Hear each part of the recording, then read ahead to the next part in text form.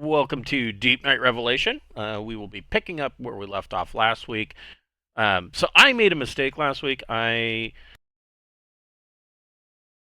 told you guys that you were heading to PPBO beta, Beta, right? and actually I was wrong. It was Zeta. Okay. Um, I I don't think that changes anything, it frankly. doesn't. It doesn't change it. It's a week in jump space either way. But We, yeah, we saved some fuel. yes, you saved a little bit of gas and don't have to go as far. My cat is a smash. She Your cat's like, why are she you giving anybody but me attention? She has this thing. I have a purple mechanical pencil, a cheap one, and she, for some reason, loves it. And she picks it up and carries it around. And yeah, she stole it off the game table in the game room. She did, and so now it This belongs. pencil is mine. I have claimed it. Yes, exactly. Anyways, so yeah, you guys are in jump heading for PPBO Zeta, having um, learned from the droid that you rescued on Draitserv in Delta. Um, Learned a couple of things that evidently they were contacted by another Droyne ship, and again, it was not an ancient ship. It was evidently um, from one of the other polities, and their name escapes me at the moment. But they when this droid ship arrived, the droid on Draitserv were already in the at least the beginnings of their protracted battle with the biologicals, and these droid the Dual Alliance, that was the name of it. These droid from the Dual Alliance um, were kind of aghast that they were putting up with this, and they convinced the droid of Draitserv to rise up and fight the power. And so the droid of Draitserv did that without the full realization of what that meant, because the biologicals basically had taken over most of the plant life on Draitserv, and it went poorly for them, and all of their cities basically collapsed, with the last one falling about 25 years ago.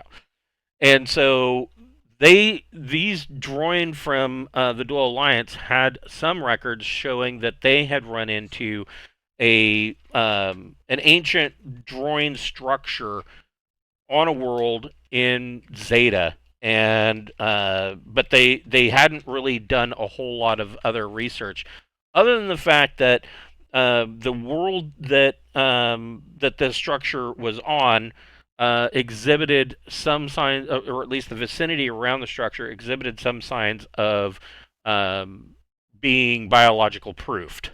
So all of the plant life, according to their description, was dying, and so that was of interest to you guys, and so you are headed in that direction to check this thing out. Hopefully, finding something that will help you battle the biologicals. Before we get started, we would like to bring attention to the fact that we do have a merch store via Zazzle. We've got hoodies and t-shirts and buttons and drinkware and just a bunch of stuff. And 100% of the proceeds from that store goes directly back into our channel. Helps us cover the costs of things that creep up on us every month, like a Roll20 Pro subscription or Incarnate Pro subscription, things like that. So if you like the show, you like what we're doing, go over to the store and grab yourself a Whiskey Rocks class. We appreciate everything you do for us. Okay. So. Chris, Yep. sorry to interrupt. Did I pay last week?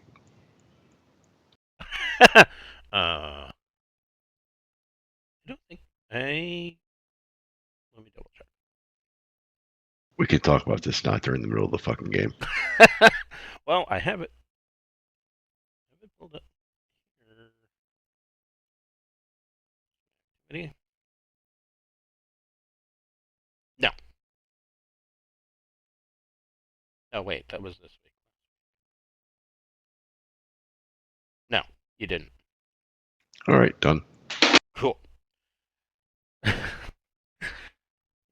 We're just talking about money, and I'm like, fuck, did I pay? I so seldom look at that because, I mean, you guys always end up getting me in the long run anyways, so I never have to bring it up. Whatever. Anyway, so you guys can add another week of study time. I don't remember if we did that at the end of the last session, but yeah, you can add another week of study time as you travel to Zeta. I don't know if that does anything for anybody. Not me.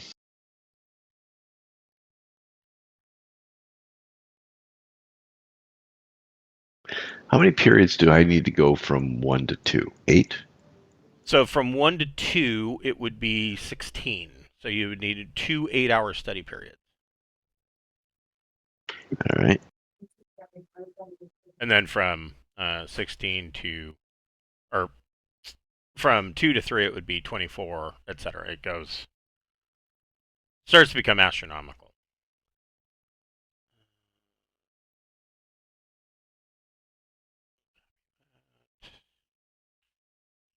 So at the end of your week, the weekend travel is really hold on. So it is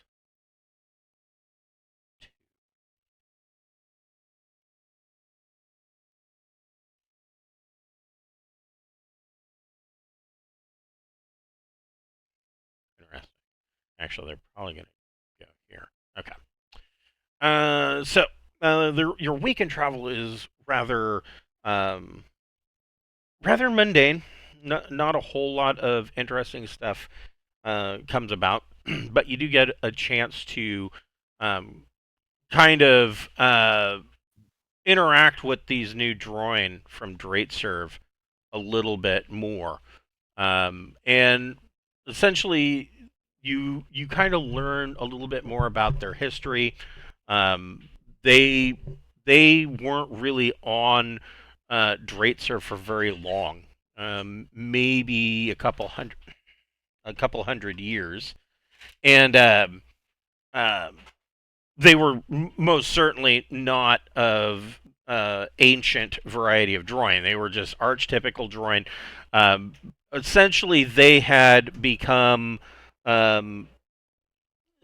disenfranchised, or not bordering on irritated with, but they felt disenfranchised from the rest of the Dual Alliance.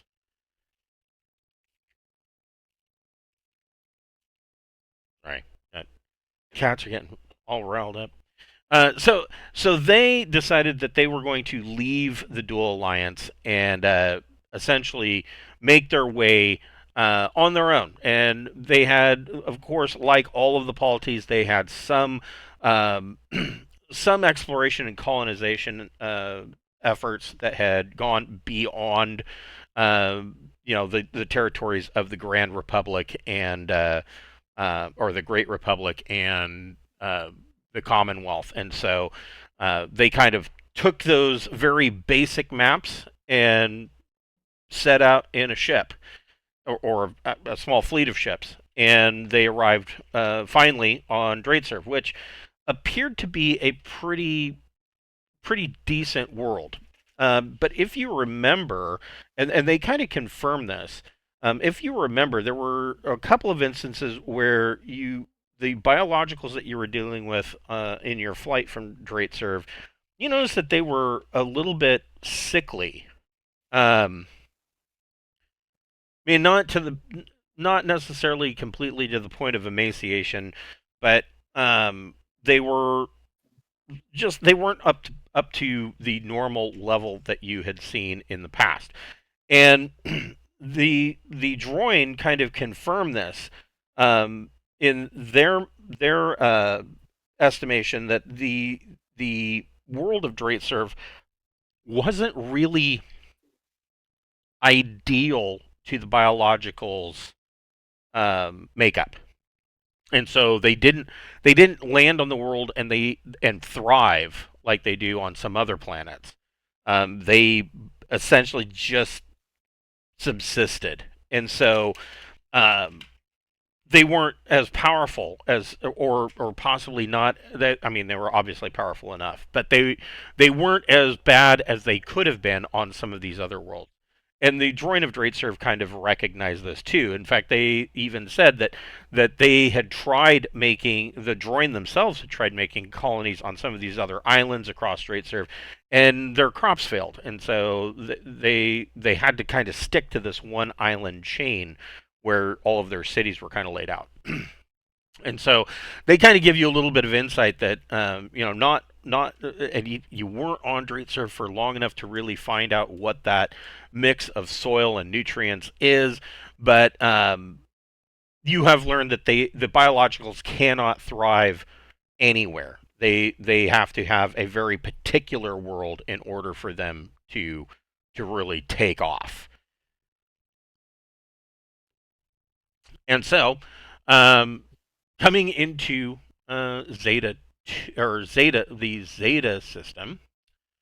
So this is the Zeta system, and as they usually do, Deepnight picks the closest small gas, or in this case, a small gas giant, and is going to orbit it as it does its refueling routine, leaving you guys to your normal stuff.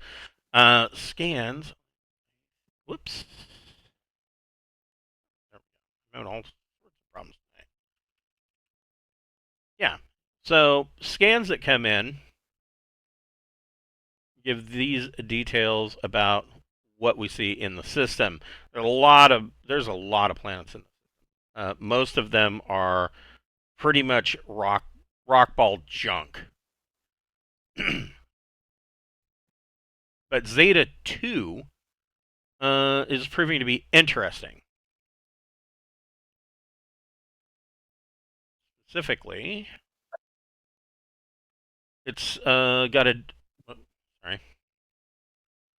It's about 12,800 kilometers diameter, surface gravity of 1.0. Standard, if tainted atmosphere, a filter is required. Beyond that, it's shirt sleeves environment. So any kind of a breathing apparatus is all that's required.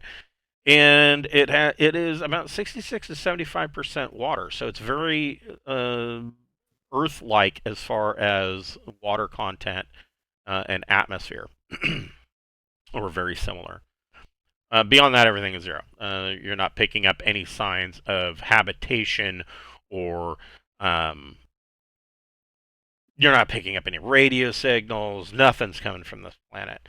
However, in the system, kind of bopping around some of these worlds, and they don't seem to be paying any attention to you. Their sensors have picked up a number of bioships in the system. Specifically,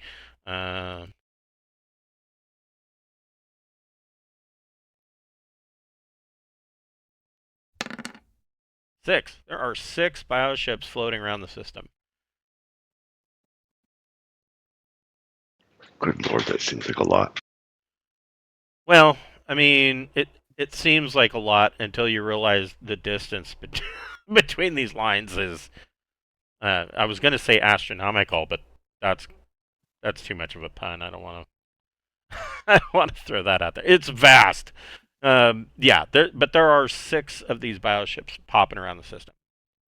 Now, in most cases, you would find it would be hard pressed for them to not necessarily notice the emergence of a ship from jump. I mean, that is a sudden burst of radiation. There's gravitic waves. There's all sorts of telltale signs that ripple out across a system when a ship emerges from jump. If they did notice it, the ships don't seem to be changing course to investigate. And if they didn't, then the question is why wouldn't they see that? This is Zeta 2.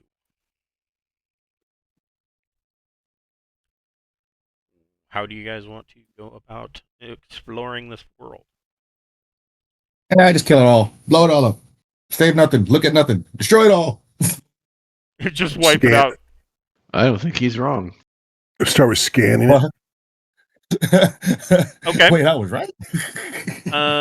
So do you want to go closer with a scout ship and get a close-up scan, or do you want to launch probes? How do you want to go about that? You can send plebeians in like in a pinnace.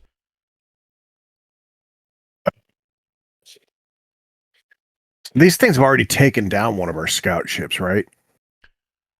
Yes and no. I mean, yes, they Took did, dust but I mix. mean, they had kind of overtaken the vegetation and kind of used the vegetation to wrap up around the scout ship and pull it back down to the ground. I thought they fired things at it. No, My they bad. actually pulled it down. Okay. Yeah, let's take a scout ship in. Okay, so Pappy, you can go ahead and make a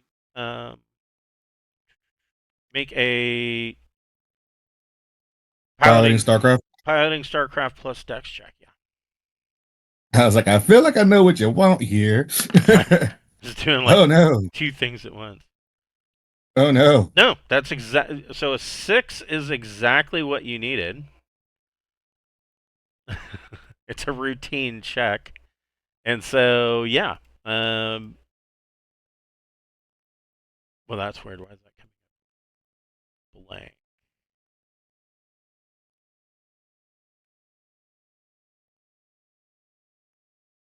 Interesting.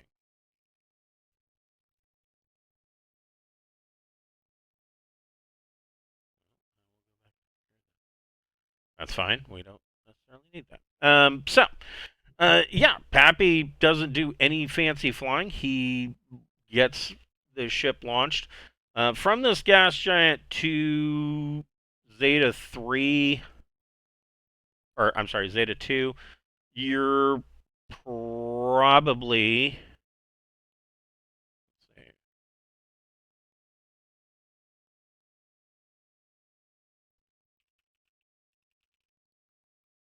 Deepnight Scout.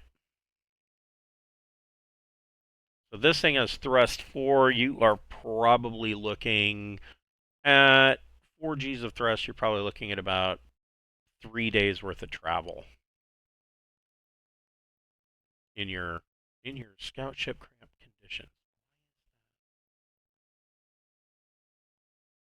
That's a lot Oh, of travel. that's why. Whoa. Why is it so big?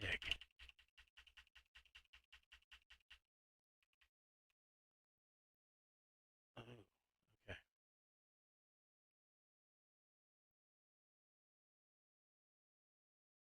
Holy smokes.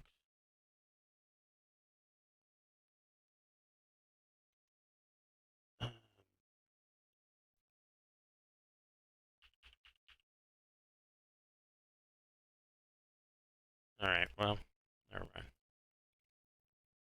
I'm getting some high weirdness from Roll20. So, anyways, yeah, it's going to take you about 3 days traveling over to this planet. And of course, every day that you get closer, your scan resolution will get better.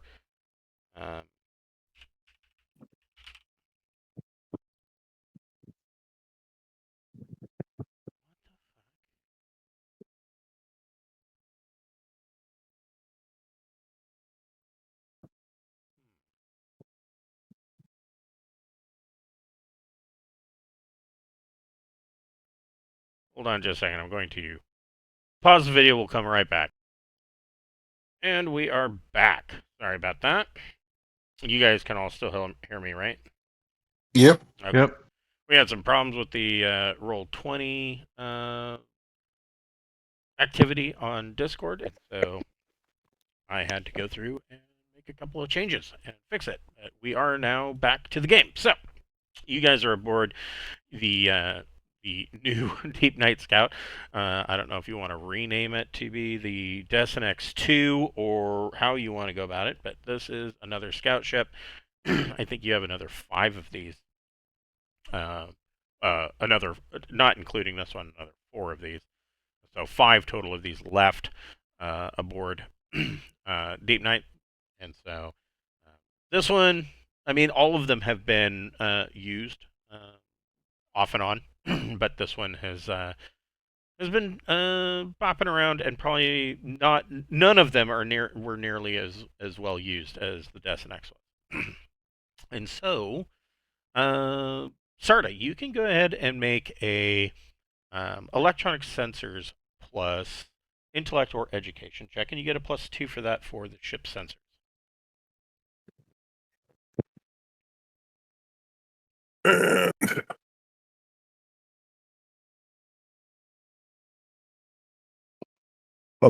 Electronic sensor. 12. Okay, so a 12 is pretty good. So even at a distance, as you guys are coming in on the third day, you are able to get some pretty pretty decent scans. And going over this world, you learn a couple of key pieces of information. So the world is highly volcanic.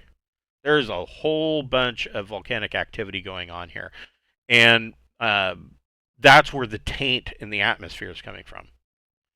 And so the atmosphere is full of all of these sulfurs and carbon dioxide, carbon monoxide. There's ash everywhere, and so that's where you're getting a lot of this atmospheric taint. You're highly tectonic system, but through all of that ashy, cloudy haze, you're able to get some scans of the planet itself. And as we already knew, there are some rather large oceans on this world, and the couple of continents that you're finding on the planet are all very densely populated with plant life everywhere. Think kind of the early megafauna and megaflora kind of things. Trees that are, as tall as skyscrapers and things like that. It's just a heavily forested planet. But one thing sticks out, and you can find on one of these continents, there is a big ring, like just right dab in the middle of all this vegetation, that's barren, just completely barren. And it's about, let's see, it doesn't give any exact numbers, but several hundred meters of just blank space in the middle of this forest. And around it, there's at least 3 volcanoes that are currently active in that region. But there's still, because of all the ash, ash actually makes plants really like ash. And so because of the ash content in the soil, all of the plant life has grown exceedingly well. That and the carbon dioxide in the air has grown exceedingly well, except for right here, several hundred meters, a big blank spot in the jungle.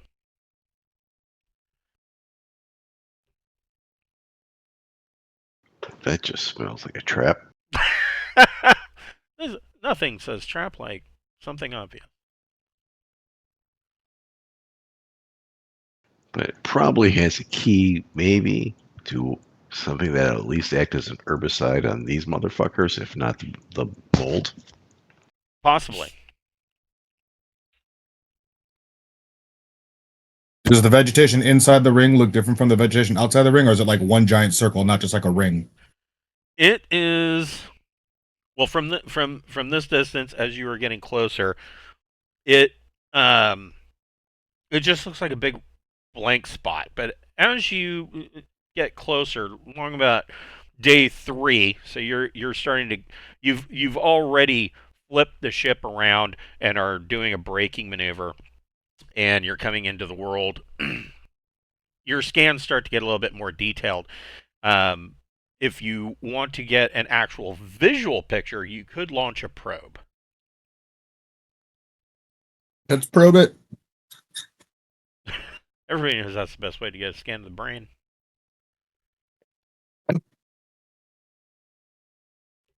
Or you can wait until you break Atmo and look at it with your own eyes. It's up to you.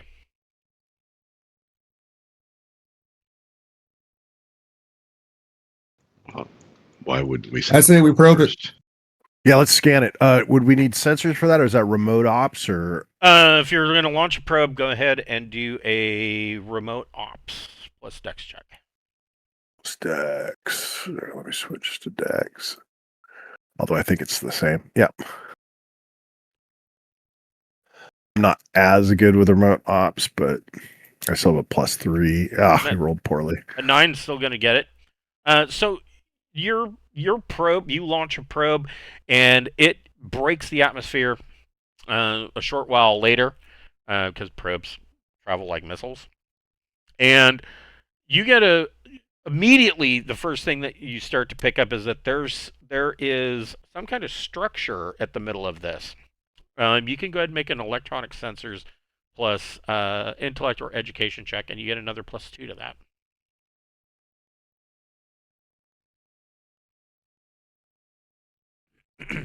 11. I'm rolling Nice. poorly all of a sudden. Yeah. Well, at least you're succeeding. Yeah, I had a +7 on that. I mean, Yeah, that's pretty bad. So this is kind of what you see from the probe. You can see that there is some kind of domed structure with a large spire atop it. This artwork isn't very. It kind of looks like a nipple. Pointy, spiky nipple. There is a domed structure in what appears to be the middle of, at first glance, looks like it might be a crater, possibly from a meteorite. Your scans, as the probe kind of goes over it more, you start to see that this isn't a blast crater, that this was actually mined out around this structure. Sensor scans coming back from the probe are unable to tell you what the exact makeup of the structure is. The scans from the probe are saying that it is completely solid. Now, the other thing that you notice is that all of the vegetation, there are a number of creepers and vines that have made their way off of this ledge and down into the crater, and any one of those, you can see where at some point they have touched this structure, they all wither and die. And it kind of, as soon as they touch, it creeps up the vine or creeper or whatever has touched it and leads back. And so surrounding this dome that's sitting in the middle of this is a great kind of mush of decayed plant matter that has perished from touching whatever this thing is made of.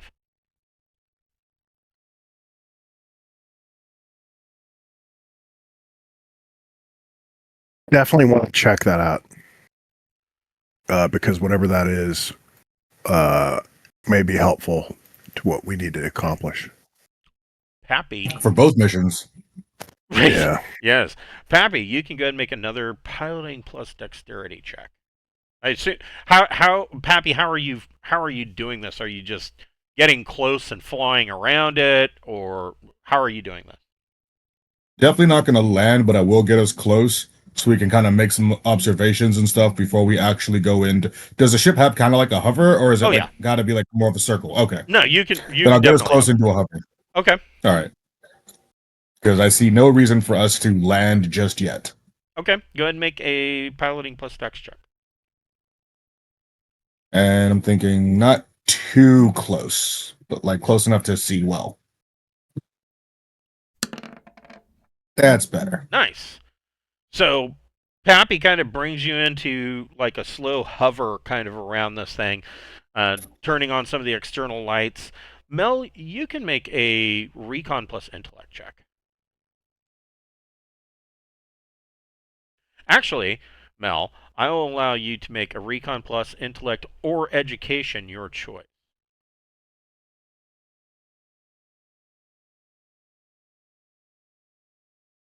Oh, how shitty did I have to roll to get that? 2 plus 1. Damn. You still made it. So Wednesday night we were running into this. I don't know what. Evidently the digital dice roller has it out for us this week, but our guys on Wednesday night were having this same exact problem, except that they're newer characters, and so you know. The newest player, he was like, "Oh, I'm gonna shoot somebody," and he'd roll and get like a 3. Like, no, you're not at point blank range. He couldn't even get a 6. Like, well, sometimes the dice That's giveth and taketh that's away. the way that's what's happened to me in our Saturday campaign. I just cannot roll higher than a 5 on Right. anything. It's actually gotten very funny. It's really been a comical. Yeah. And it's only that game, but I just cannot roll well in that game at all. And it's just same thing. We're using Discord a die rolling app. I mean, it's not like it's Yeah, it's it should be brain or rocket science or brain Yeah. surgery. Yeah. I'm not a superstitious person. I believe in stats, but it's been ridiculously funny how bad my luck's been in that. Right. Yes. So, so he brings in the ship on this slow hover, kind of traversing around the edges, and Mount looking outside up on this ridge around in this dying vegetation. You spot movement, and you can see that there are, and you even see some movement down here in the crater. You see that there are some of these biological ambulators that you have dealt with in the past that they look like they're dying.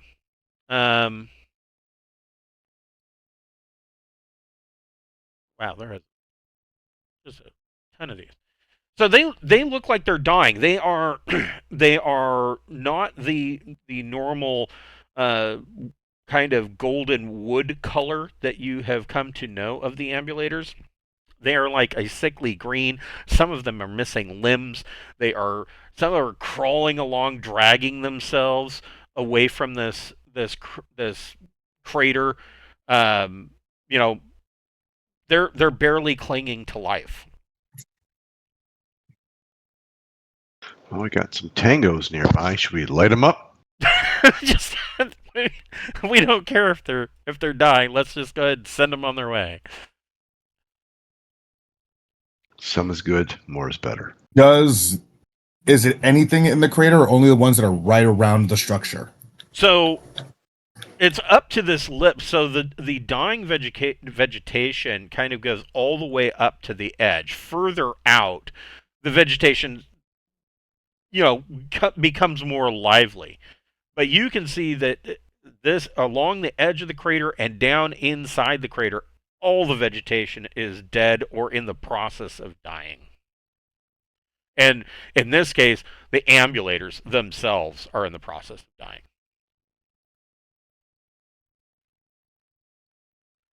Huh.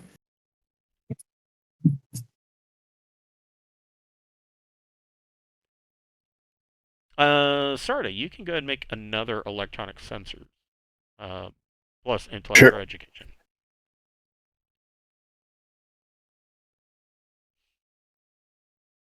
I didn't add the 2 to that, so Okay. that's That's raw. So pretty amazing. So, scanning this thing, your scanners are reporting back that a couple of things. First of all, the scanner is recognizing that this dome is made of some kind of alloy. As far as chemical and atomic structural makeup, it just keeps flashing unknown. And it's saying that this thing is solid.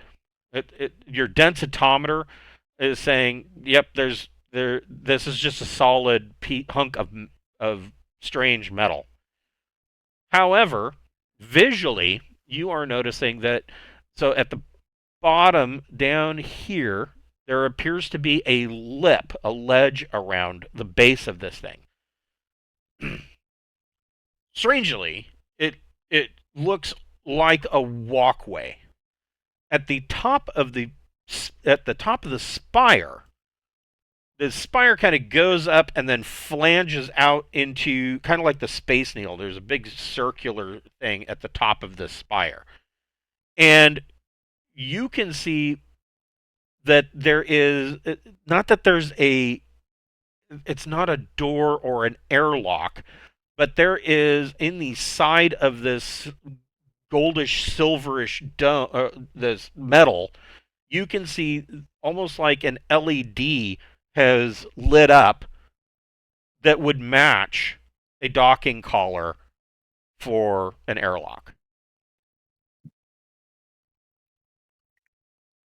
And wow. It's just an LED ring that has lit up and is just kind of sitting there. It wasn't lit up before, but it's lit up now. Correct. Someone is saying, come on in. There's not like waves of radiation coming off this thing to kill everything around it, right? No. Yeah, I mean, yes, your Geiger counters are picking up, your sensors are picking up radiation, normal background radiation that you would see on a heavily tectonic planet. A lot of heat, balmy kind of jungle-like heat. Normal radiation, not atomic or anything like that. It's a vault. It's from Fallout. I mean, if you guys are down, I'll land us. I'm Wait, can we hail it? Is there any kind of like hailing? Can we hail it? Nothing bad could happen. Go ahead and land. You could send a comm signal. I'll send a comm signal just like It doesn't hurt. quite inviting. Okay, so yeah, you send a standard hailing signal, kind of a ping. Somebody can roll electronics comms plus intellect or education. Ooh, ooh, ooh. Yeah, there you go. He said, ooh, ooh, ooh. Mr. College Boy. Okay, so at first glance, the impression that Mel gets is that the comm signal, I mean, it bounces back nearly instantly. It doesn't appear that it was received by anything. It seems like it hit, the signal hit and came right back to you. Your own voice came back to you, almost like a radio echo. Instead, with a 16, looking at it, you are picking up a bunch of strange code that is now mixed in with that bounced back signal. It is unlike anything that you have seen before. A lot of symbols and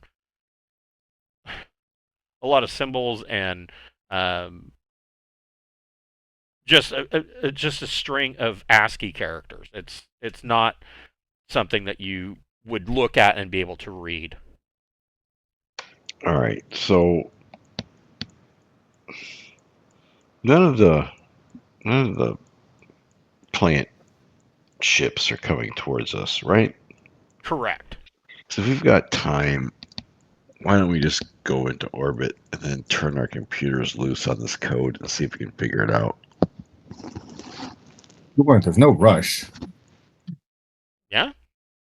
You can certainly head up to orbit and let it chunk away.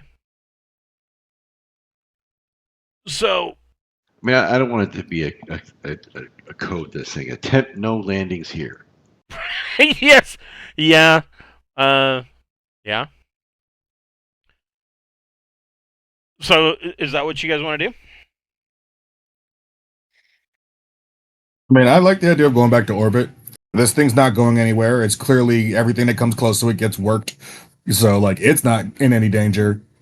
We are not in a rush to be like, yay, let's land on this thing we know nothing about. Let's jeopardize some more scientists. So let's go back. Let's go back and pick up a few more scientists to kill off. Let's have someone volunteer to just walk up to it. You Send guys, some more red shirts. you go back to Revelation like, okay, we have a dangerous mission we need you guys to volunteer for. In fairness, we thought we were saving those scientists because we left them on the scout ship. We left the scout ship. Who'd have known they were going to die? Right. Yeah, that's true. That wasn't your fault. So Pappy sets the ship, brings it back up into orbit, and you guys kind of bop around the planet for the next day. Do you see any more of these structures as we're bopping around the planet? You do not. What you do note, though, is that there are biological ships that are on the planet, but you notice something different about them. They are not necessarily space worthy. They are basically land ships only. So they can move from one point to another if so needed, but most of them have landed and rooted themselves into the planet. They're now permanent parts of the vegetation. Did it look like there was any movement from them when we came in? There seems to be no interest. They're not exhibiting any interest in you at all. Okay. But in the day that your computer, I will let Mel. You can make another electronics comms plus intellect or education, and Sarda, you can make another electronics computers plus intellect or I'm sorry, electronic sensors plus intellect or education.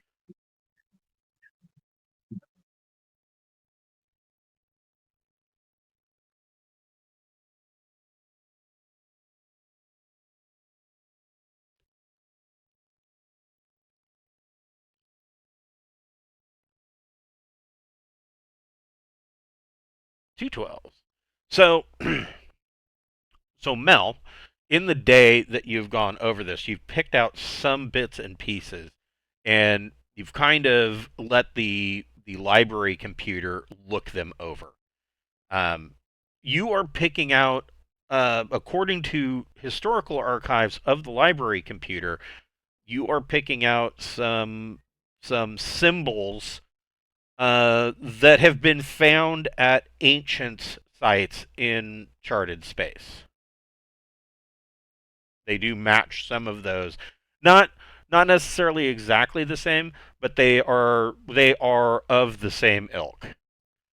The other thing that you pick out of the code is, and they seem random, are mathematical equations.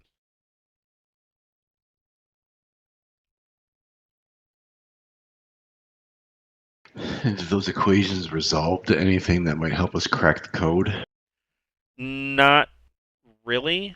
In your estimation, going through it, and even through the decoder software is looking at this and basically coming out that there's no resolvable solution to any of this. But there are these just seemingly random mathematical equations that are put in along with these ancient Droyne symbols. So the ancients and the Droyne are heavily connected. In fact, the scholarly opinion is that they were one and the same, meaning that the Droyne at some point were these hyper intelligent, super powerful ancient aliens that uprooted humans from Earth and seeded the universe with them. They uprooted canine stock and created the Vargur. Just, they were all over the place doing all sorts of weird shit for who knows why. and then they evidently imploded upon themselves. They had some kind of internal conflict. There was some kind of great civil war, and the whole thing collapsed. And the Droyne that are left today, it is thought that they basically regressed to their current level. And it's Droyne are weird because in some places you'll run into them and they'll be the same tech level as the Imperium. They might be tech level 14, and then you go to other worlds and they're barely tech level 4. They're basically using rocks and steam engines in order to make their daily lives. So the Droyne are very strange.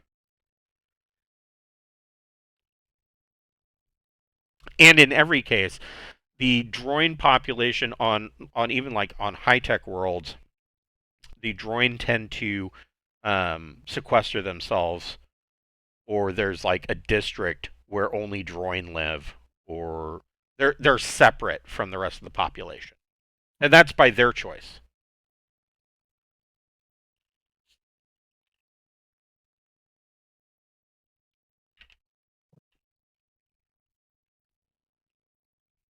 So that's what you find. Sarda, Yep. kind of going through the sensors. Part of that comm signal, I take this back. One of the mathematical equations does come back and resolve for your sensors check, and it is essentially a an archetypical. It resolves to being an archetypical type of docking protocol. Oh, okay. It seems to be a docking protocol, so it might be requesting us to connect to its airlock. I don't know.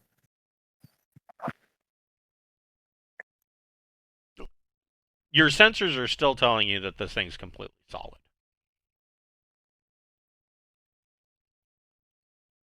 It doesn't make sense, though. All right. Well, do we have any idea of the chemical composition of it, or do we need to go closer for something like that? You've been close enough, and chemical composition. It says.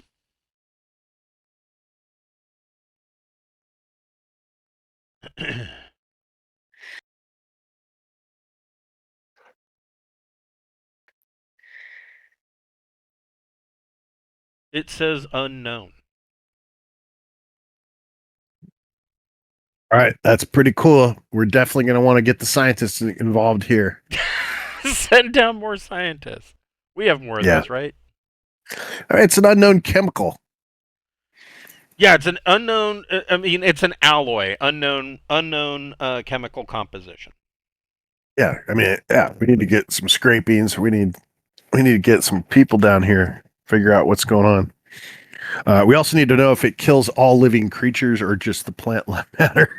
Right. So the dome itself takes up some 216 meters in diameter. Are there any fauna on this planet? Not that you've seen. You've seen nothing but plant life. There might be some insects, but it seems like insects would be the highest level of articulate life. So it's 216. The dome itself is 216 meters in diameter, and the spire extends up 27 meters from the center of the dome.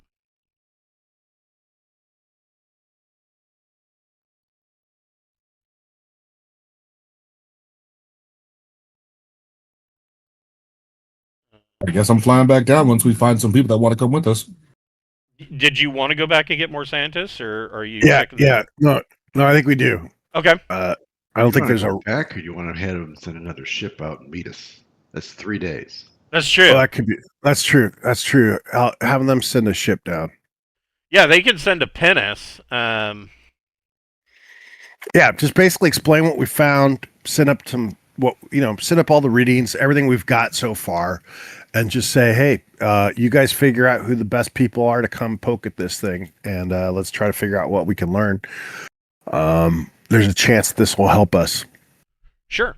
So yeah, you radio back, and they will load up a pinnace and send it your way. And of course, the pinnace will be loaded up with at least four more scientists. They're going to send geologists, biochemists, biologists, the whole 9 yards, coming your way. They, of course, are all quite excited, being scientists that rarely get to leave the ship, even if 3 of their compatriots were recently vaporized. Yes, the A team got killed, so now Yes, no, it's hard. It's hard time now. coming off the bench. Put me in, coach. I'm ready to play. so And now I have electronic claps in the back of my head. right. So are you waiting for them to show up, or are you going to go down and dock with this thing? That's good. I'm kind of curious. I'm kind of tempted to go down and dock rather than wait for 3 days. Yeah. But would they be able to dock once they get there? Because we'd be at the dock, right? We can always work that out in 3 days. I mean, yeah, you got 3 days to figure it out. Okay, cool. Let's go. Okay. Go ahead and Mr. Pappy, make a piloting plus dex check. All right, everybody, hold on to your butts.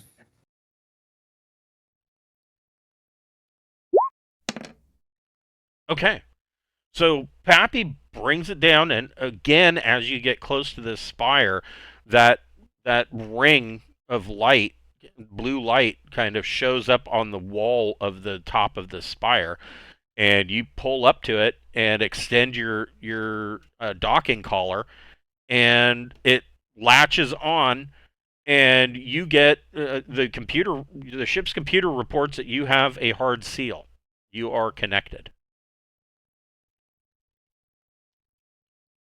How are you guys gearing up? Sarda, what are you wearing? What are you bringing? You're muted. I'm gonna want to wear as heavy a protection as possible. So, I think that's probably going to be the not the vac suit, but the heavier duty one. I can't remember what they call it. I don't have it on my character sheet because I don't own one. But it'd be the ship issued one. Hostile environment suit. There you go, hostile environment suit. Yep. Ditto. What's the radiation? We're 200 rad. That's probably about as good as we're going to get in terms of rads. We might want to bring some rad medication with us too. Yeah, you've got anti-rads. You can bring that. Just to play it safe. Yep. And I assume you're packing heavy heat. Yeah, flame rifle, both types of pistols. Okay. And let's see here. Med kit, and I will slot medic 2. Okay. That's a good plan. And I will slot power systems 2. Mel, what are you wearing? What are you packing? Definitely going in the hostile environment suit. Okay. I can't go wrong with this Gauss subby, but I'm gonna load back up with heaps. Okay. You're gonna go high explosive armor piercing. Excellent choice. Always a good choice. Anything addition to that, or? I'm gonna bring, just in case we run into it, when I don't know what it's called. What the fuck's it called? The hacking computer to help us maybe break through a door. The auto hack? Here we go. That is a good idea. And for some reason, fix that. Dun.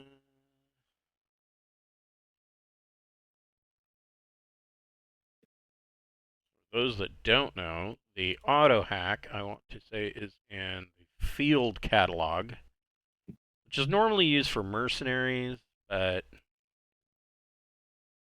there's really no reason that a company like Deepnight LLC would not have access to it. Nor would a special Also mission remind you that the king of the underworld is asking for one of these. That's true, yes.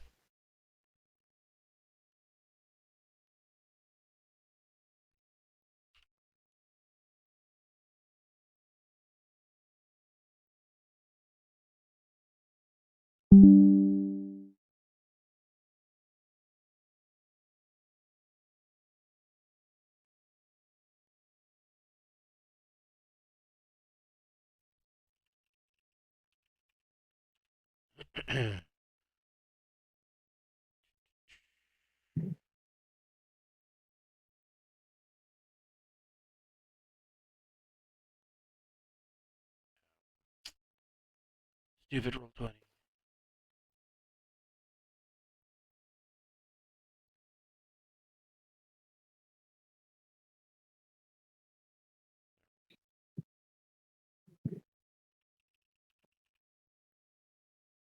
So this is the auto hack from the field catalog. Lots of cool shit in the field catalog, by the way.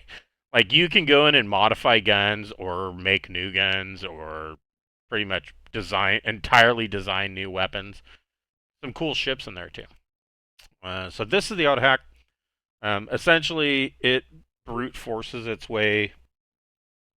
It's a password generator. It's essentially what it is. It's just going to brute force its way in until it finds out whatever code is for the door.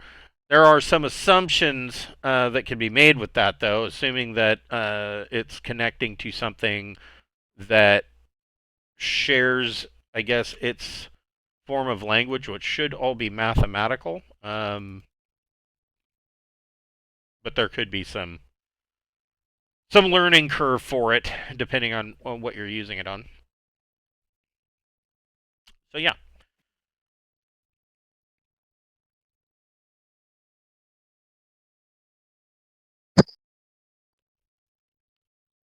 So you guys step out of the airlock, or step out into the docking collar, and this is you quickly discover that this place is not solid. It partially is solid. Whatever was on the outside was dense enough and whatever enough to block signal. Right, and it bounces. It seems to have a highly reflective quality that bounces signals back. So the densitometer's reading that it's solid. Basically, it was getting a bounce back signal, saying, "Yeah, there's nothing beneath this." So this is kind of what this looks like from the outside. There is a shaft. Your sensors are reading that there is a shaft that goes deep underground, kind of securing this thing to the base of this crater. And you're all the way up here at the top of this spire. And when you approach the end of your docking collar, you can see the blue LED kind of lighting in the surface of the wall of the exterior of the top of the spire. And as you approach, it just kind of opens up like seamless, opens up like a normal iris valve airlock door that you're used to, but you saw no seams. It seemed to be a solid surface, and this thing just opens up.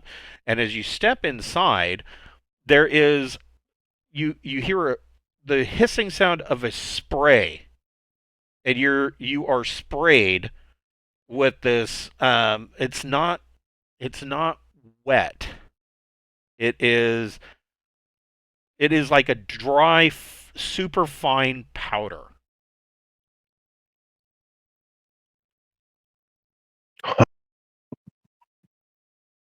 Can we get like sensor readings off of the exterior of our suits or anything? You can. Got equipment to do that, really. You do. You would have access to a bioscanner. All right. It's on the med kit, I guess. Kind of. Or even, why is this not? I know this is weird. I'm missing a whole bunch of stuff.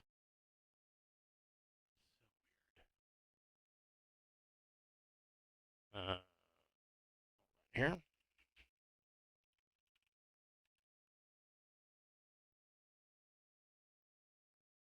Here it is.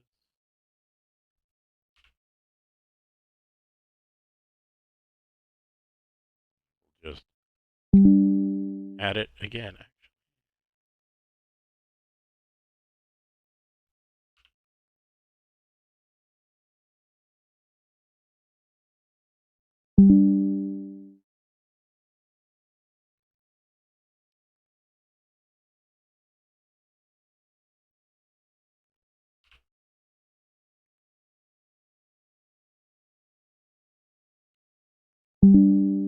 I do like the fact that they included the bioscanner. It reminds me, if anybody had ever played BattleTech or MechWarrior, they had the Scanalyzer that was basically their answer to the Star Trek tricorder, and it would tell you a whole bunch of pieces of information about whatever it is that you're scanning. The bioscanner is kind of the same way. It scanalyzes. Scanalyzes, yes.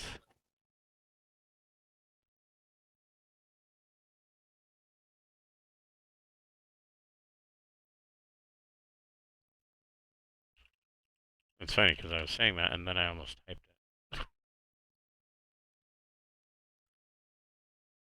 Wrong game.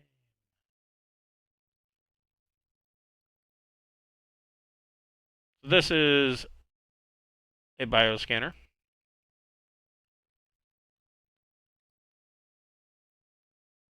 Basically, it's a chem sniffer, but I mean, it'll tell you quite a bit.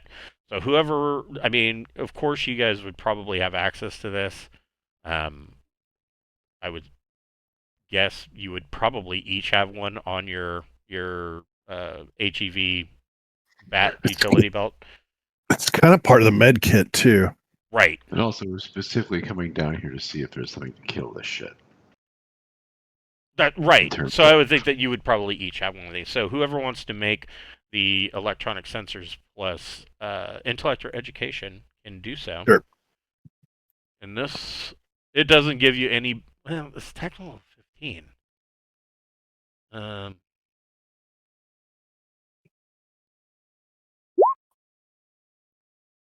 I got a 13 with no benefit, no bonuses. Yeah, no bonuses. So yeah, it's my skill. So I mean, this thing will do everything.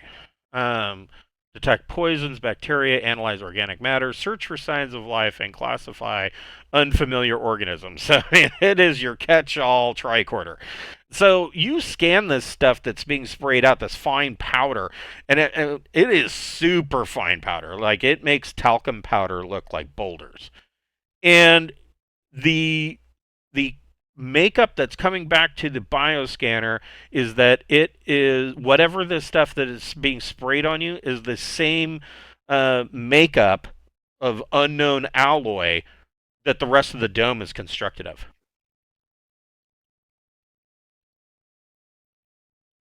Oh my.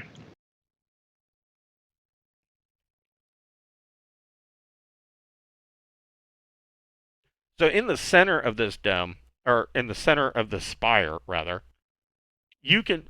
It's a circular and there a circular room, and in the center there is what appears to be just an open shaft that falls all the way down the 50 or 54 meters, 27 meters. It falls 27 meters straight down, just a hollow shaft, and around the sides of this top of this spire you can see what looks like the inside with those LED lights that look like there are 3 other docking rings. So essentially north, south, east, west, there's one of these LED lights set into the wall. So theoretically you could dock 3 other ships here. Okay, cool. And so this open hole in the middle of the floor is just a shaft that drops straight down. You see no lift and there's no ladder.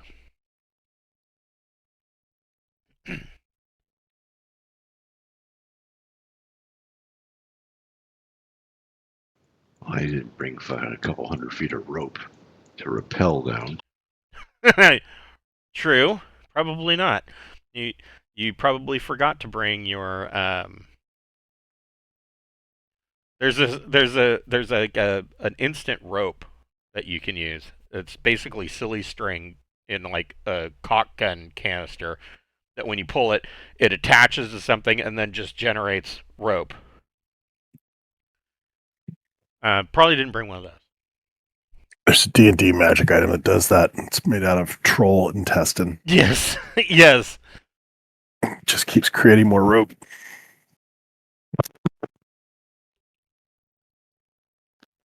There's so much you can do with troll intestine. I mean,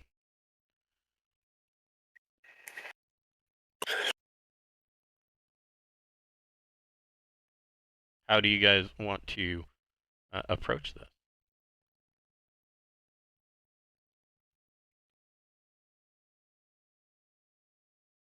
So where are we at now? You are right here at 1. In fact, I will Okay. drop a... As in, we're at the spire, the very top of the spire? Yes. Yes. Okay, gotcha. Exactly. So we're looking for an elevator to take us down. Yeah, this is the only thing that you see that goes down into the dome below you. But there's no lift car or ladder or anything. It's just a straight shaft. I'm sorry, what was that? Is there a button to call the elevator? No. In fact, you don't see consoles or buttons or anything up here. It is just a silvery white room with these blue LED cutouts where a door is for the airlocks.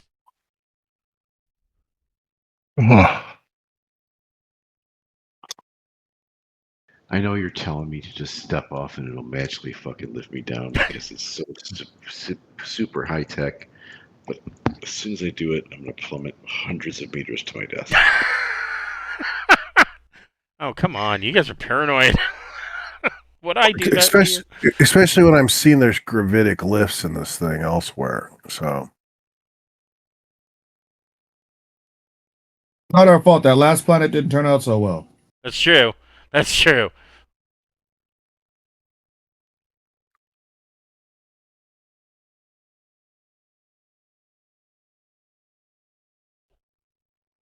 We could try dropping something down it and see if that changes anything. Sure. You can do that. Yeah, I'll just go grab a wrench or something and drop it down the hole. Okay, so you drop this wrench down the hole, and everybody can make a recon plus intellect check. Probably should have dropped a light. but a wrench is always good. Now we got it.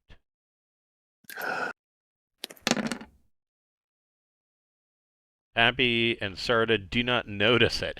So Mel, Sarda drops this wrench down the shaft, and you kind of notice a shimmer in the air, almost like a heat mirage kind of thing. And you see the wrench fall, but not necessarily as at the rate that you would expect for something that heavy. And it seems to slow down as it gets towards the bottom. And as it's falling down this shaft, you can see that the shaft starts to light up in areas as it falls. And there's no visible light source.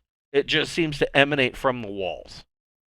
And it comes down to the bottom and then gently hits the floor. You don't hear a clang or anything like that. It just gently lands on the floor.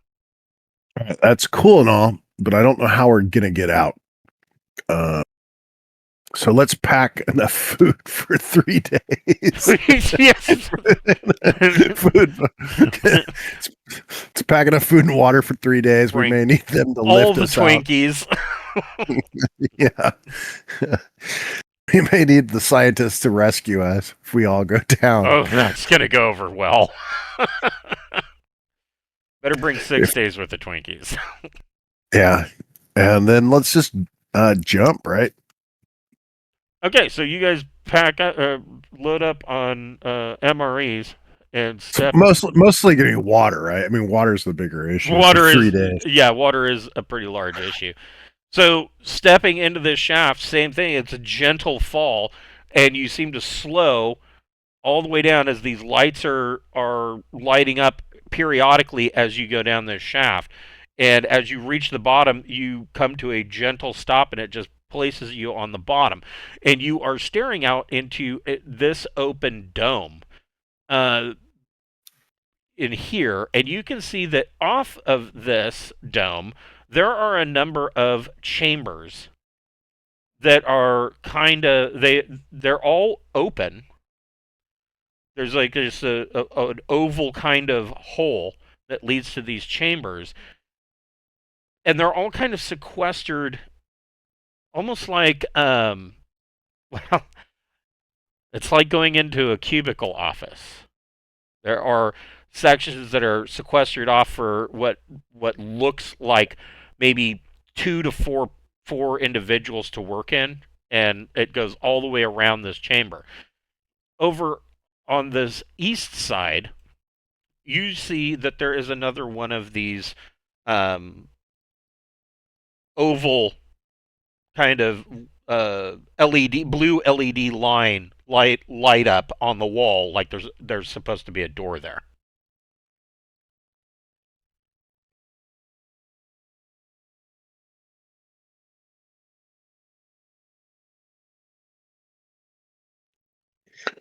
All right. So if you walk over there, it's going to iris open. That would be my guess. Oh, let's hope. You're going to the eastern door? I kind of want to figure out if there's a way to go back up. I think figuring out how to leave might be useful before proceeding on. Further exploration. If we can't find a way up, we're stuck anyway. So yeah, it works exactly the opposite. You step in, and it gently lifts you back up to the top, and just brings you right up to the point where you can just step off, and you're back at the top of the spire. Oh, that's cool. Okay, we've mastered that. Can we actually get a radio signal out of here? No, your radios do not work in here. You pick up nothing but static. All right, if we figure out all this technology, If we go so if we go through the airlock back into our ship, will it work? Yes. Okay, let's do that. Let's go back through the airlock and then basically explain what we've found in terms of docking and how to drop down the spire so that when the scientists show up, they have a basic understanding, and explain that we're going to be we're not going to be able to be in communication with anyone while we're exploring this. Okay, so that you're going to be incommunicado. Yeah. Capture a sample. What are you saying? I can't hear. What did you say? If there was a person that we could leave in our ship, that person would be able to speak to the ship, and then they could step through the airlock to speak with us. And so might want a radio that when the scientists come down to send an extra crewman to be able to monitor comms and go back and forth between the airlock to communicate with the scientists. Gotcha. Yeah, your Mel, comms. you said something? Yeah, what did you say, Mel? Tell them to figure out how to capture a sample of the powder that's sprayed when you enter. Oh yeah. Yeah. Well, I mean, technically, you have your suits are covered in it. Yeah. So we'll take some samples, get some tape out, and Right. Well, take some samples. In fact, Mel, looking at it, one of the things that you notice is that this this powder is collected in every little nook and cranny and fold of your suit. Almost even better than some of the decon spray gels that you use on Revelation, and certainly better than UV light. This stuff gets into everything. And it's just a fine silvery white powder. I wonder if it's a way for the structure to know that we're not hostile. I just want to make sure it's not like phosphorus. Yes, as soon as you step out into open air, it's magnesium. You're just gonna go up. Yeah. Don't spray anybody with water. We'll just wash this right off, and oh my gosh, It's burning. It's burning. Light dusting of sodium. Oh, that's one way to take care of the the unwanteds. Nothing cleans like fire.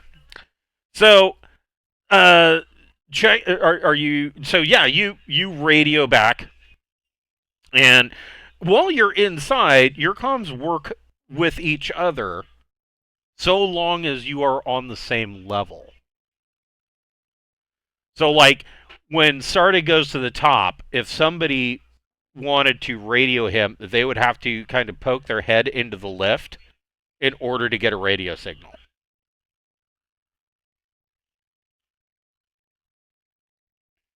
Right.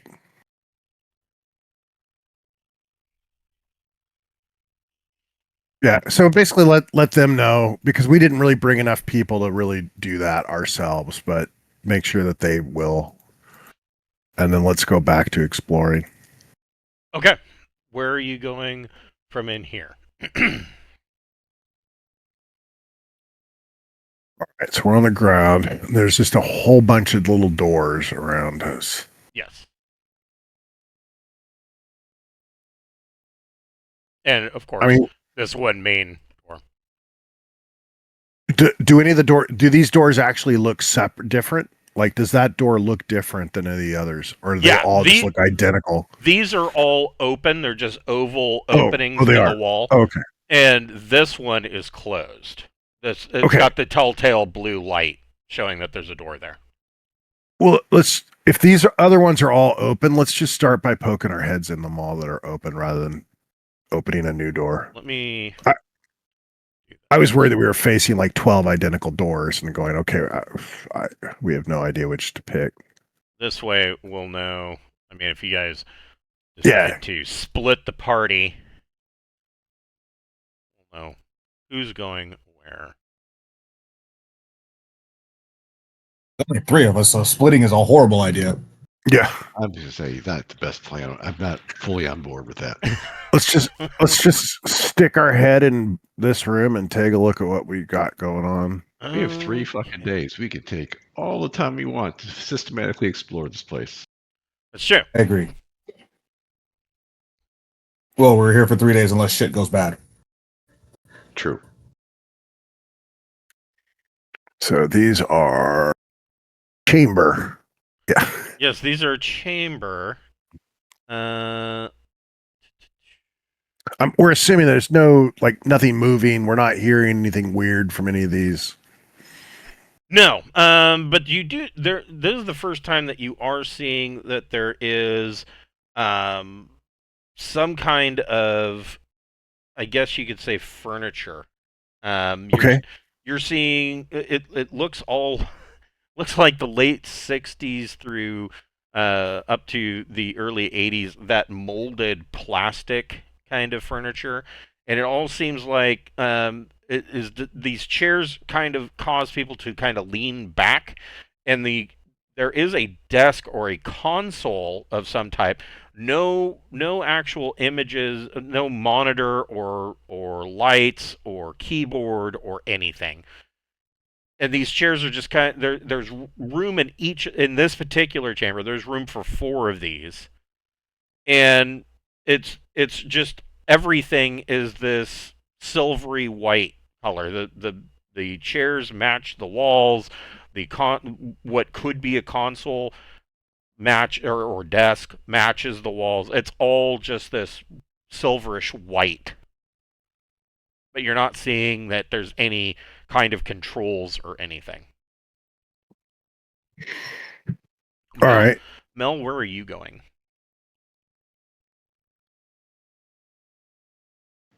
I'm gonna follow behind Sarda. Keep a watch on the 6 because I don't trust this empty ass place. Okay. What about Pappy? Yeah, motherfucking dough. Okay, so you're all sticking together. Yeah, like I've seen no reason to break up right now. Like, all right, right now, let's finish one room before we decide. Okay, let's look at the rest of them now or something. Like, let's do this one by one at the very least. And what the hell is number 2? So these chambers, these number 4s, everything they are they're spaced at regular intervals. There's a simple entry tunnel to each one. Each one is oval with a domed ceiling. They are currently empty. Everybody's looking in this room can make a investigate plus intellect check. Sure.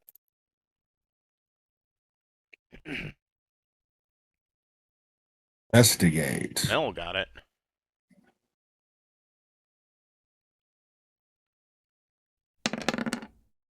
Pappy got it. Nice. And Sarda did not.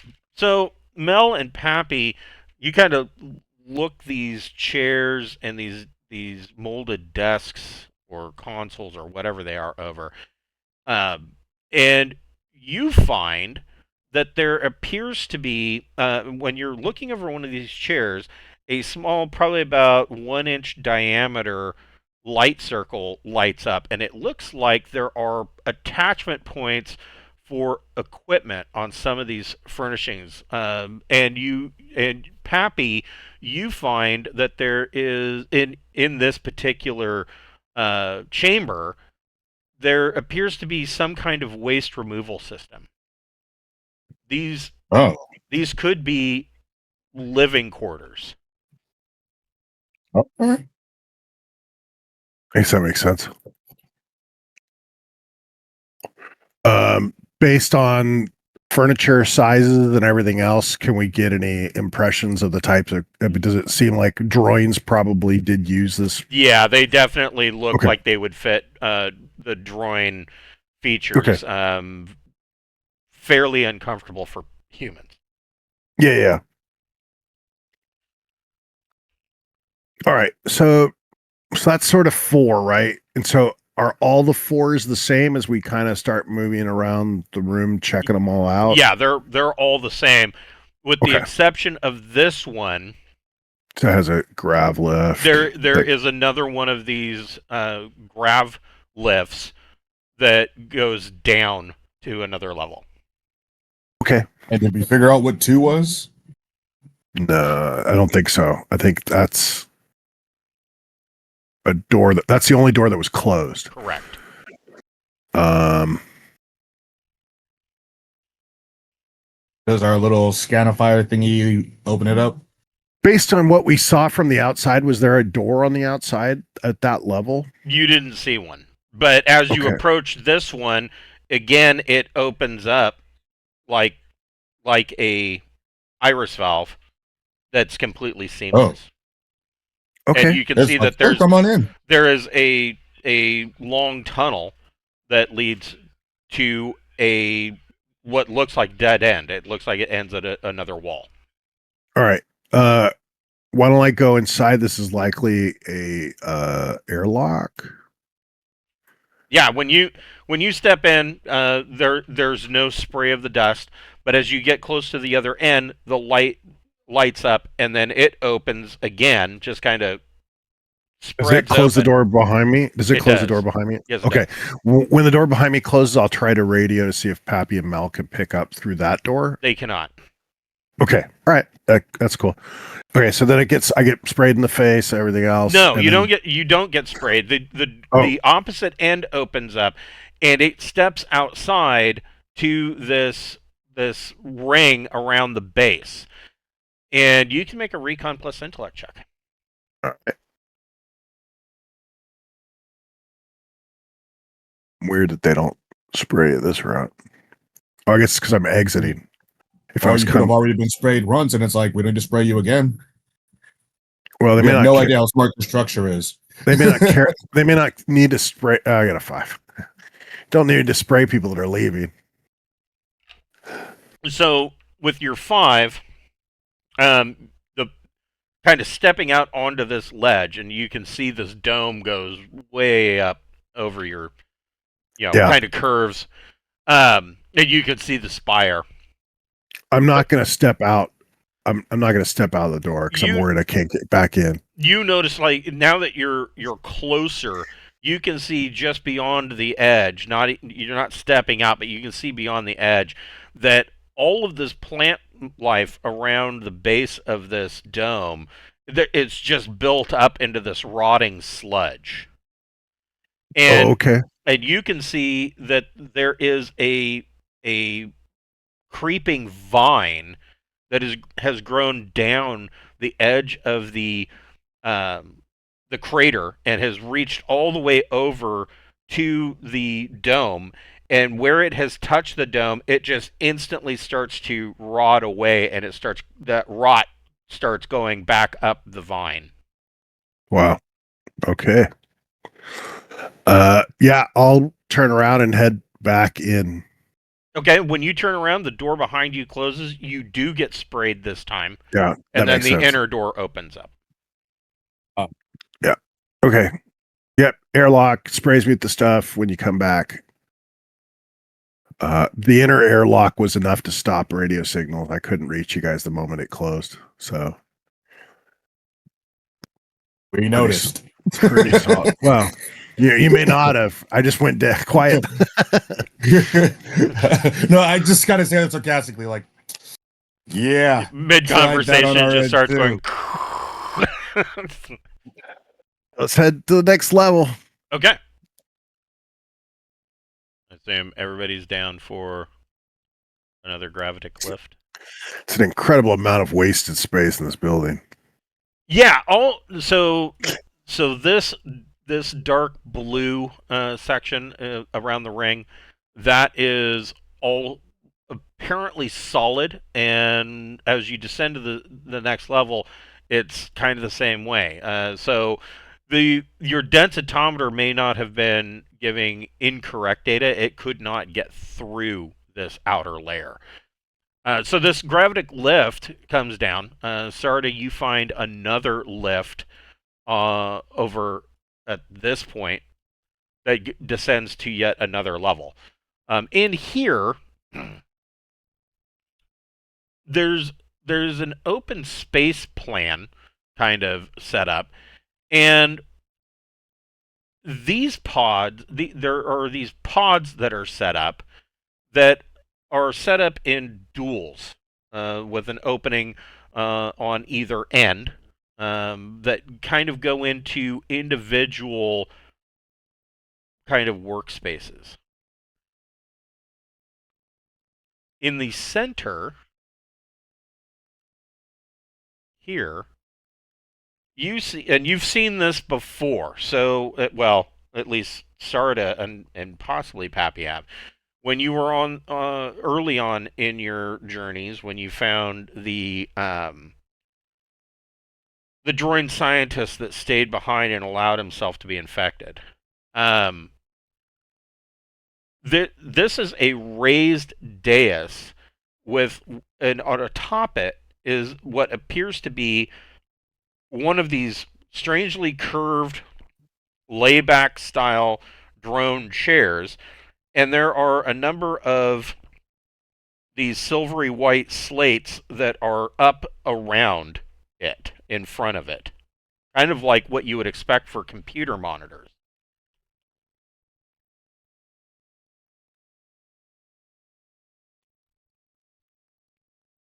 These Let's see if we can't get one of those to work.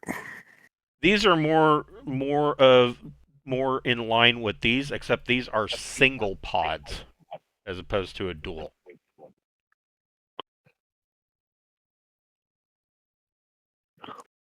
So, I'm sorry, what were you doing? Try to get the computer to work. So I mean, you its want to go place over to got- the dais? Yeah, I mean, it's got power clearly. So let's see what we can find out. Well, you don't know if it's got power. There's really nothing. Well, the grav libs Right, and right. the doors Right. indicate and the lighting. I mean, all of that is telling me there's power to this building. Right.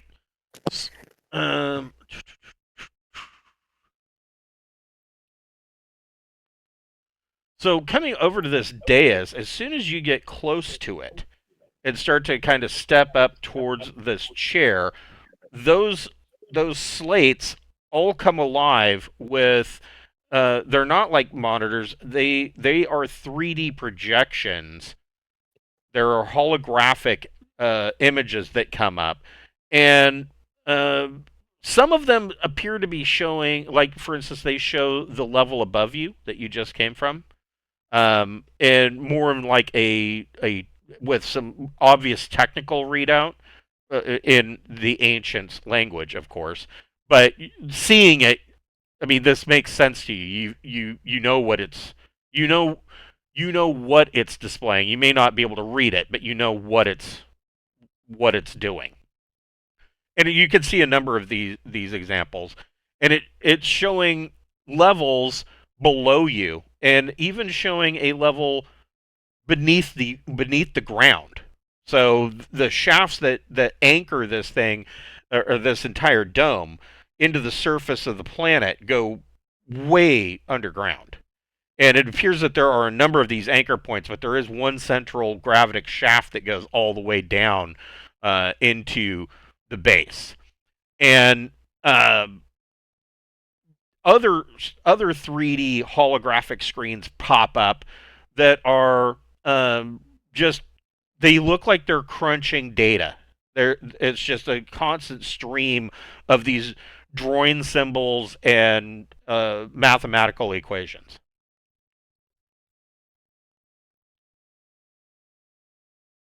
Start recording them. Okay. Mel, what are you doing?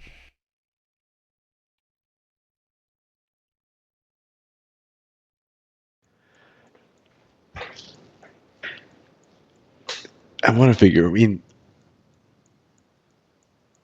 I think we need to figure out a way to decode the symbols. I want to spend time on that. Use my computer skills, because if we can crack this place and figure out, well, the scientists might be able to figure out what this material is. Something tells me there's a way to synthesize it here, manufacture it here. Possibly. So you're over here trying to decipher this information. Yeah, I'm gonna come over back by Sarda, because if there's a data stream, I want to play in it. Okay. Go ahead and make a electronics comms plus intellect or education check.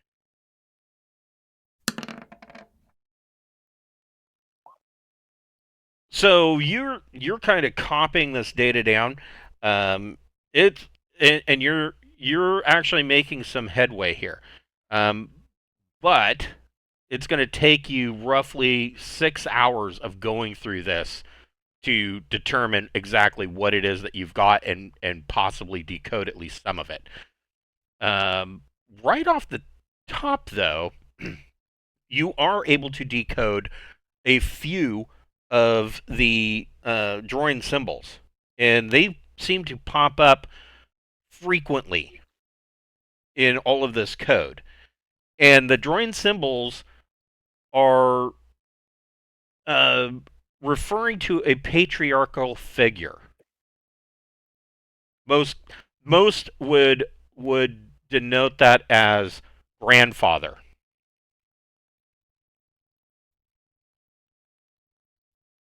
In the Anglic tongue.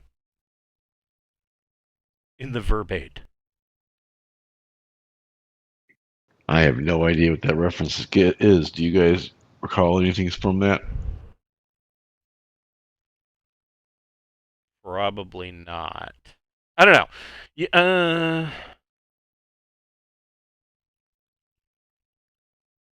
No. Even in fact, you wouldn't even get a roll. You wouldn't know. Oh, shit. If you have, well, it's not an F. You can make a 2D plus science history plus intellect or education, or you can just make a flat intellect or education roll at a -3 if you don't have history, because this is really going deep into the I guess the archaeological aspect of the history, rather. History? I don't even see history on here. Yeah, it would be a science skill. Oh. Oh, that's my education, straight up with -3. Okay. So you have heard some there are some scholars, and so there have been a number of these ancient sites, not necessarily like this one, but there have been a number of ancient sites that have been dug up all across charted space. The bulk of them that have been found are usually around somewhere in the Spinward, usually around the Spinward Marches region.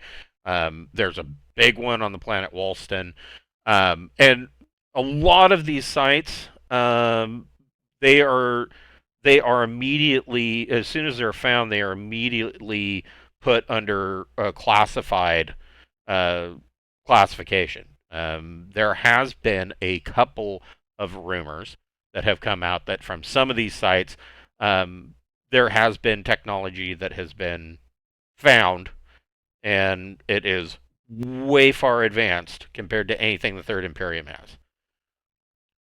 And so, for the most part, they don't want people going in and willy nilly finding, something that'll blow up worlds, possibly.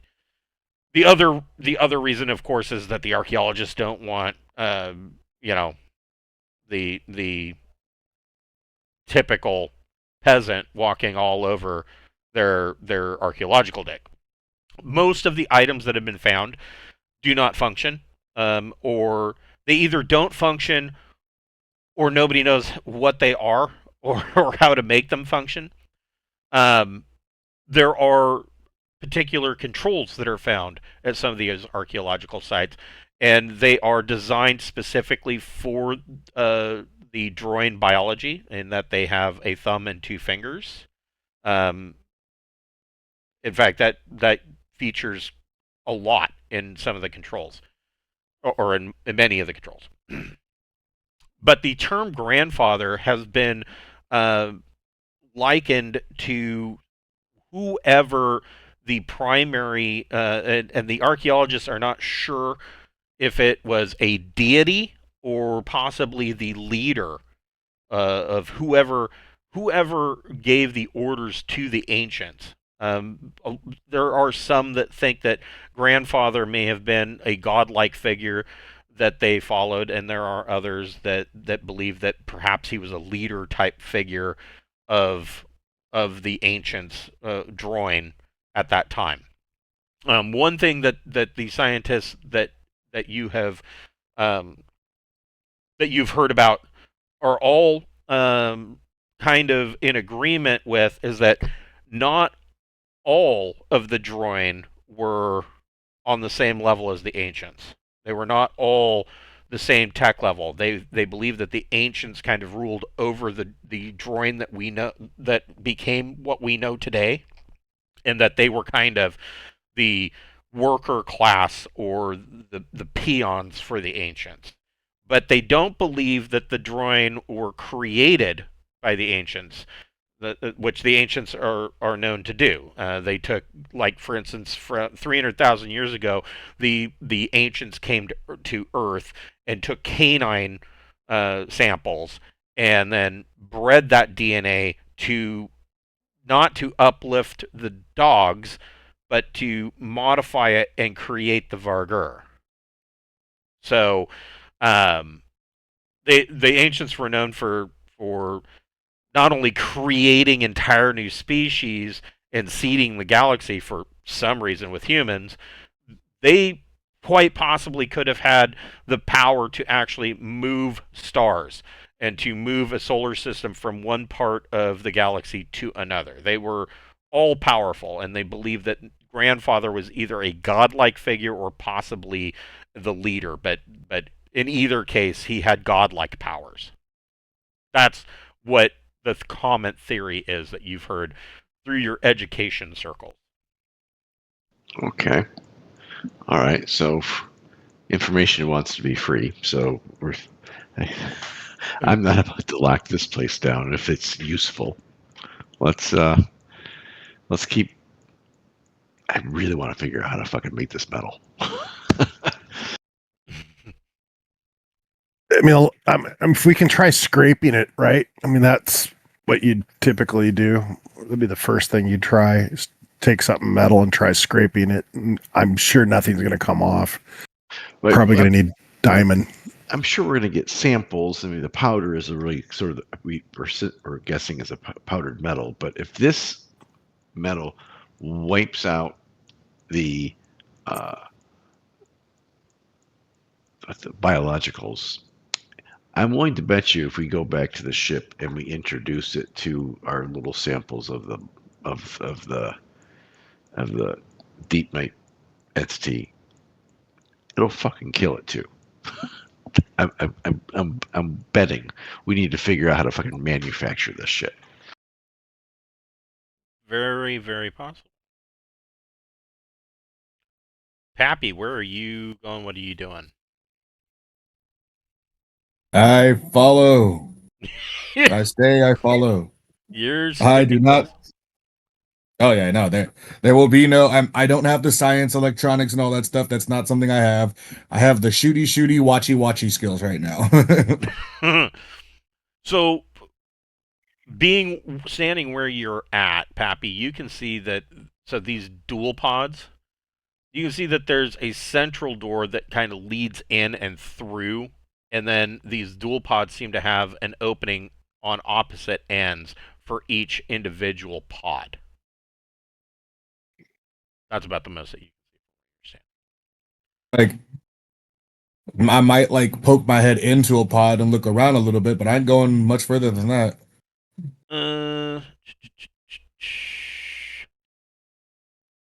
Pappy's head explodes now.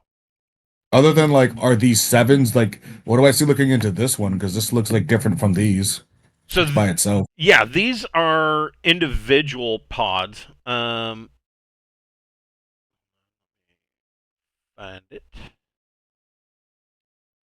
So they're like slightly bigger. Are they for like a more important or a larger kind of Droyne or something? So in here, you see that these appear to be work pods. You can see that there is a system of jets for water that will clear the floor, and that these individual work pods seem to be, the floor is graded in a way that there must be a reclamation system beneath, because there are jets for water that can shoot out, and you can see that there is a presently active water decontamination system. And Pappy can make a Recon plus intellect check. Recon intellect. See, I do the looky thing. And I do it well. Yes. So in this, so if you're looking in this pod here, you're looking inside. And you note that when you step in, jets of water kind of shoot out and kind of clean the floor. Just shoot out shortly, and it's all, of course, the floor is angled to push toward let the water fall towards these grates, and you can hear it kind of run down into some kind of underwater reclamation system. On the wall, and there are a number of what look like almost like medic type beds in the wall, or perhaps specimen tables. On the wall, you can see that there is a bulge that is sticking out with an opening. And then there on the side, there is what appears to be a separate bulge that has a smaller opening. And when you step in, the opening, the big opening lights up, and after a moment, almost like a 3D printer, it prints out this orange cube that's just sitting there.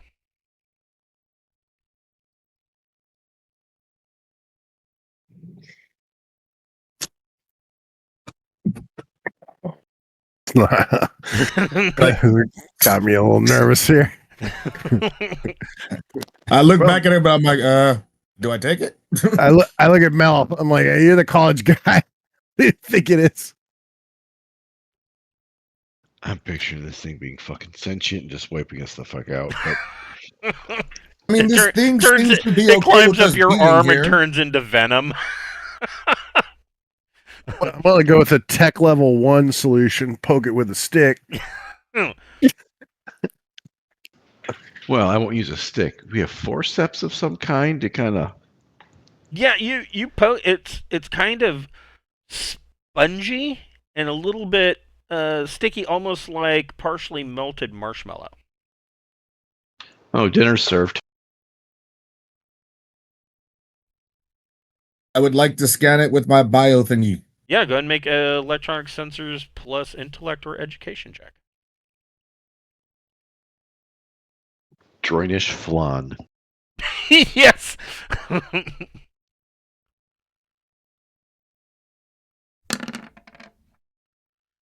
So yes, your bioscanner comes back that this cube, and it's maybe like this. It comes back as being highly nutritional, and it Excellent. scans as being edible. Perfect. This Cool. is where Now we know that we can get food down here. This is where they get their food. All right. Do we have any idea what type of food this is? Is it just cellulose and glucose, or? So essentially, the way this thing is, so there's a bulge sticking out of the wall with an opening where this cube showed up. Next to it is another bulge, and it has a smaller opening. And essentially, you can put any bioorganic matter into the smaller hole, and it will turn it into this. It's very similar. You guys have these available all over your ship. I believe they're called a survival still. That you can put anything organic into this thing, and it's going to put out a rather shitty tasting gruel or energy bar that has almost no flavor. Most people hate it. That's essentially what this thing is doing. It's almost identical, except that it's putting out, instead of a gruel, it gives you this big square spongy Prison loaf. Yeah, prison loaf marshmallow thing. Nutriloaf, that's what they call it. Nutriloaf. It's government cheese. I was cracking up because my wife bought some Velveeta to make homemade nachos the other day, and it came in, the Velveeta box. That box. The reason why I was laughing is because that box has not changed since I was a kid, and it is a perfect replica of the original government cheese that they would send out in those plain boxes. Once you take the Velveeta slide off of it, it's just in a government cheese box. They didn't even bother to try to rebrand it. It's the same shit, just packaged with a different exterior. And it's awful. That is terrible. the important part. It's fucking terrible. It's terrible. Makes good grilled cheese sandwiches. So yeah, there's this orange cube sitting there.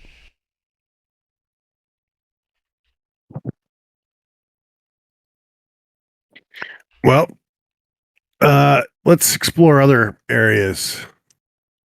I like how nobody's going to want to taste it. Well, we've all got hazard. No. We all have hazard suits on right now. That's true. You're broken. Yeah, you'd have to take your helmet off. On. Yeah. We're not sure what this powder is that's coating our suit, so that makes it a little less likely to want to pick things up. That's true. That we'd want to eat. So, yeah, so I think for now, let's keep exploring and assume that their biggest computer is probably not at the loaf's manufacturing center. So, yeah, where do you want to go? You want to take? There's another lift here. Let's see, so 6. The dual pods. Nothing really. We just poking our heads in these different pods. We haven't found anything unusual or. So these. It's an amazingly uncluttered building. Right. These ovoid domed structures fitted seamlessly into the floor. Each has a thin skin of basically the same silvery material as the rest of the dome. They are in pairs with an enclosed corridor between them, creating something of a maze. Basically, like I said, they open on opposite ends.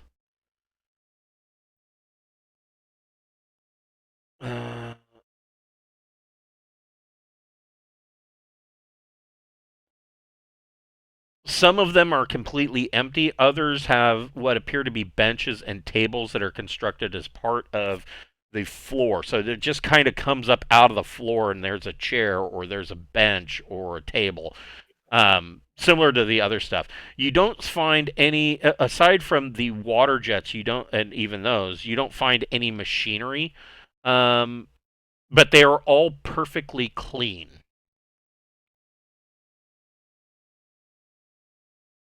Whoever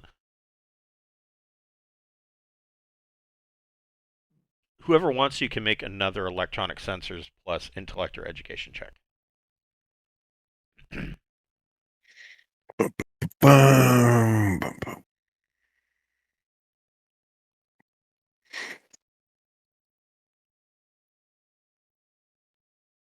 Oof. Wow, I rolled really poor on that. Still got it with a 9. Your poor roll is a 9? What?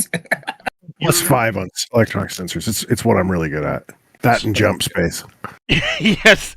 So your bioscanner is reading that it appears that anything that touches the floor of these double pods is absorbed. Anything that is such as non-living tissues or particles will be absorbed by the floor, making them self-cleaning. Oh, wow. That's kind of cool. That's a commercializable product. Yeah, right there. I wish my carpet was like that. Just be really careful what you drop. Yeah, there's that.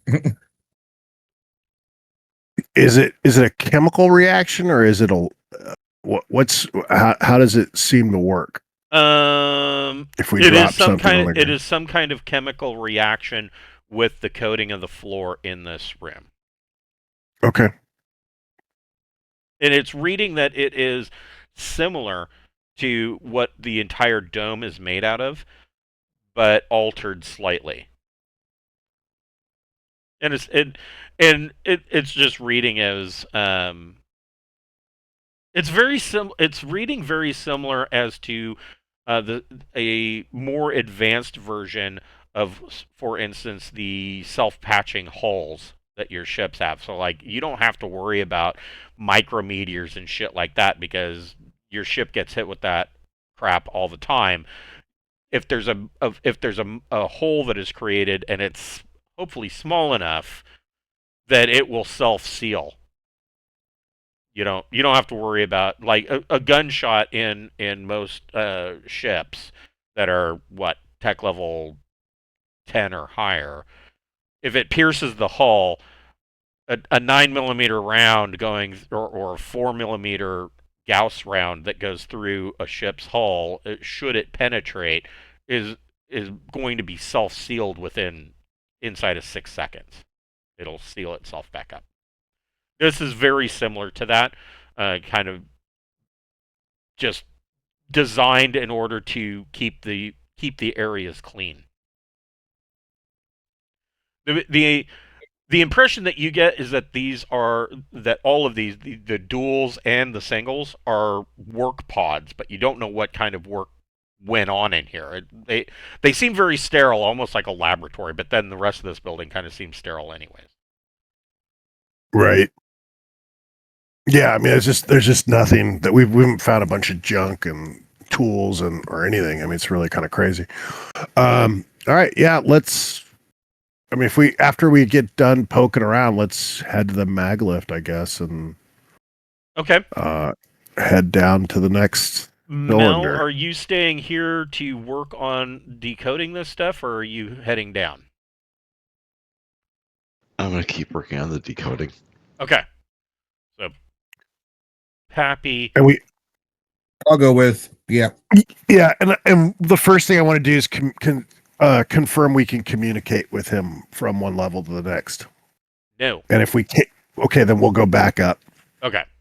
That's good to know. All right. Yeah, I don't want to lose contact. I don't want to be out of radio contact with anybody from this group, our group of 3. Okay. Why do you guys want me to stop working on the decoding? No, we've got plenty of time, right? Yeah, I mean, it probably took you about an hour to make your way throughout this building or this level and kind of poke your head into stuff. So there's another 5 hours worth of decoding that you'll need to do. We can go take a shower. You can take a shower. You can take a shower. I mean, you're gonna have to get out of your suit unless you just want to shower with your suit on. Nah, that's good. I'm like, you know what? This place seems to be damn secure. Might want to try showering with your suit on to see if that powder comes off and if that. And if you ignite as if it was ignites. I think we will go ahead and pause it here, and we will pick up next week with the 6 hour shower, the shower, and the 6 hour period passing to determine what you've decoded. So we'll pick this up next week at 6:00 on Friday night. Yeah, that's good. Okay. All right. Thanks, everybody. It's fun. Have a good night, guys. Deuces, y'all.